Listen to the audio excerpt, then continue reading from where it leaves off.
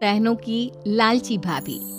करिश्मा, रेशमा और मनीषा 3 बहनें हैं। उनका एक भाई भी है, मयंक। मयंक अपनी बहनों को बहुत प्यार करता है, लेकिन मयंक की पत्नी सविता इस मामले में मयंक से बिल्कुल ही अलग है। वो अपनी ननदों का जितना बुरा कर सकती है उतना बुरा करती ही रहती है और अपनी ननदों पर हुक्म भी चलाती है। करिश्मा, करिश्मा, तुमने अभी तक नाश्ता नहीं बनाया? तुम्हारे भैया को ऑफिस जाने में देर हो रही है। हाँ भाभी, बस अभी बनाती हूँ। करिश्मा, तुम ये ढीलापन छोड़ दो। कल को पराये घर जाना है। वहाँ अगर तुम इस तरह से काम करोगी तो लोग क्या कहेंगे कि माँ ने और भाभी ने कुछ सिखाया नहीं। और तुम्हारी दोनों बहनें कहाँ है? रेशमा मार्केट गई है और मनीषा सो रही है। क्या? सुबह के 8 बज रहे हैं और ये महारानी अभी भी सो रही है? ये कहते हुए सविता अपनी सास दुर्गा देवी के पास जाती है। माँ जी, देख रही हो अपनी बेटियों के तौर तरीके? क्या हुआ बहू, सुबह सुबह क्या कर दिया मेरी बेटियों ने? अरे, एक तो अभी अभी उठकर किचन में गई है, दूसरी सुबह सुबह बाहर चली गई और तीसरी अभी तक सो रही है। क्या करूं मैं इन तीनों का, मैं तो परेशान हो गई हूँ। जा जाकर उठा उसे और रेशमा से मैं बात करती हूँ। सविता सीधा मनीषा के कमरे में जाती है और उससे कहती है, महारानी जल्दी उठो, सूरज सर पर आ गया है। भाभी, थोड़ी देर और सोने दो ना, मैं रात को लेट सोई थी। वो क्या ना, यूनिट टेस्ट चल रहे हैं। शराफत से उठती है या नहीं, या फिर पानी की भरी बाल्टी डालूं तेरे ऊपर? नहीं भाभी, मुझे बिस्तर में नहीं नहाना, उठती हूँ मैं। मनीषा जल्दी से उठकर बाथरूम में चली जाती है।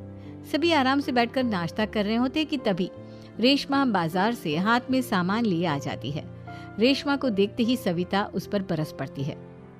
लो, आ गई महारानी।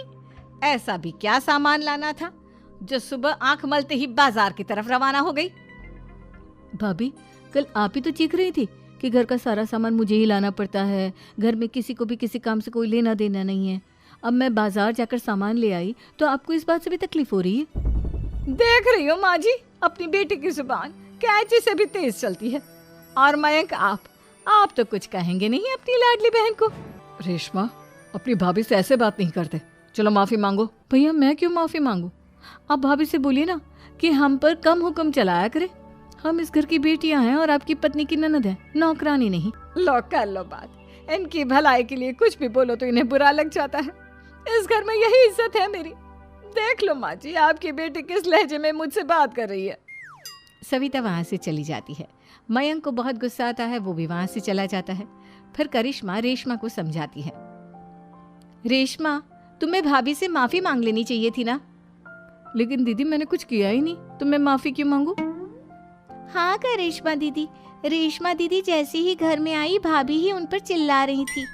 हाँ, मैं मानती हूँ कि गलती भाभी की थी। मैं तो इसलिए बोल रही हूँ कि भाभी ने माँ को तो पूरी तरह अपने वश में कर लिया है।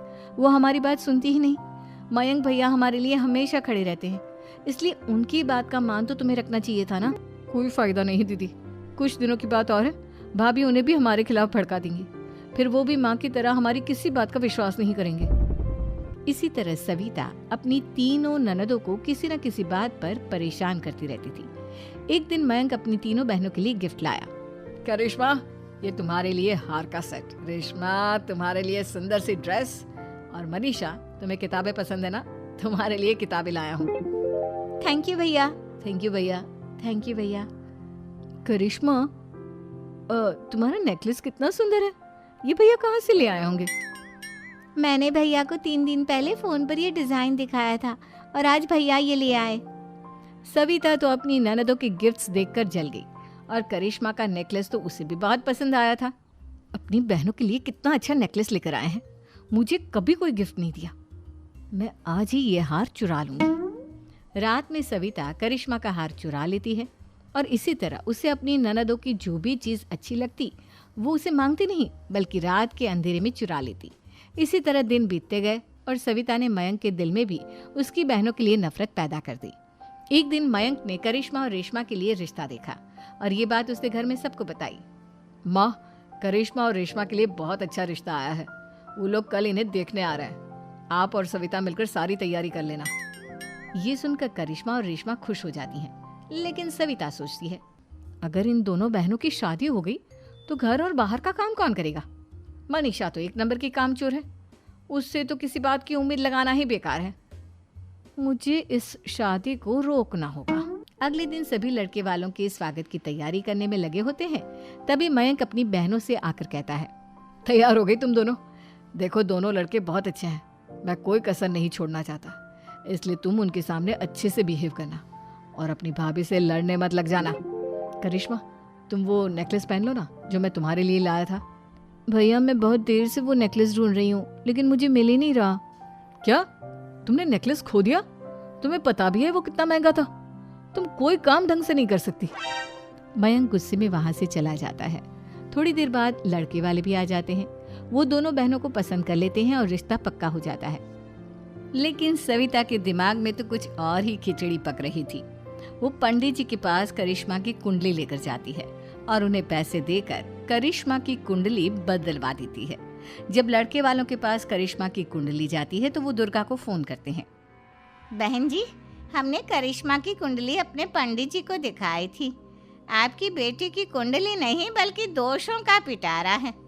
देखिए, मैं और मेरे पति इन सब बातों में बहुत विश्वास करते हैं, इसलिए हम आपकी बेटी से अपने बेटे की शादी नहीं करा सकते। इस तरह करिश्मा का रिश्ता टूट जाता है और सभी घर वालों को बहुत दुख होता है। अब कविता सोचती है, चलो करिश्मा का तो रिश्ता टूट गया, अब रेशमा का भी रिश्ता तोड़ना है। क्या करूं? अब सविता आवाज बदलकर किसी अननोन नंबर से रेशमा के होने वाले ससुराल में फोन करती है। हेलो, मैं कौन हूँ कौन नहीं ये आपके लिए जानना ज़रूरी नहीं। बस इतना सुन लो कि रेशमा का 2 साल से किसी के साथ अफेयर चल रहा है। बस रेशमा का रिश्ता तोड़वाने के लिए सविता का इतना कहना काफी था। अब रेशमा का भी रिश्ता टूट गया। मयंक और दुर्गा देवी ने रेशमा को खूब खरी खोटी सुनाई और उससे बार बार उस लड़के के बारे में पूछने लगी। आप दोनों मुझे क्यों परेशान कर रहे हो? अरे कोई लड़का होगा मेरी लाइफ में तो मैं बताऊंगी ना, जब कोई है ही नहीं तो कहाँ से लाऊं मैं कोई लड़का? तो तेरे होने वाले ससुराल वालों को फोन किसने किया था? माँ मैं नहीं जानती किसने फोन किया था, मैं सच कह रही हूँ। मैं तो पहले ही कह रही थी इसकी लगाम खींच कर रखो, लेकिन मेरी सुनता ही कौन है। आप चुप रहिए भाभी, ये सब आपका ही किया धरा है। अब तीनों बहनों को विश्वास हो जाता है कि ये सब उनकी भाभी ही कर रही है। तीनों बहनें अपनी भाभी को सबक सिखाने के लिए एक वकील कर लेती है और घर में हिस्सा मांगना। देखो भैया, माँ बाप की जायदाद में जितना बेटों का हक होता है उतना ही बेटियों का, इसलिए इस घर के 4 हिस्से होंगे और हमें अपना हिस्सा चाहिए। मैंने तुम्हारे लिए क्या क्या नहीं किया और तुम इस घर में हिस्सा मांग रही हो? भैया, आप और माँ हम बहनों की कोई बात नहीं सुनते हो और भाभी हमारी शादी नहीं होने देगी क्योंकि उन्हें लगता है कि आप हमारी शादी में ज्यादा पैसा लगाओगे और उन्हें हम जैसी फ्री की नौकरानी कहाँ मिलेगी। तो हम भाभी के साथ तो रह नहीं सकते, हम बहनों को अपना हिस्सा चाहिए। अरे तुम्हें शर्म आनी चाहिए अपनी भाभी पर ऐसा इल्जाम लगाते हुए। वो तुम्हारे बारे में कितना सोचती है। हाँ माँ, भाभी हमारे बारे में बहुत सोचती है, दिन रात बस यही सोचती रहती है कि किस तरह से अपनी तीनों ननदों को परेशान करूं और कभी मुझे पढ़ने भी नहीं देती। दोनों बहनों का रिश्ता भी तो इन्होंने ही तोड़वाया है और रात में हमारे कमरे में आकर हमारी चीजें भी चुराती हैं। इसी तरह सविता की तीनों ननदें अपनी बात पर अड़ी रही।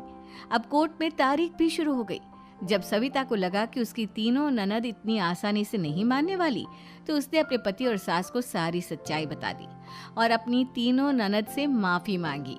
मयंक और दुर्गा को भी अपनी गलती का एहसास हो गया।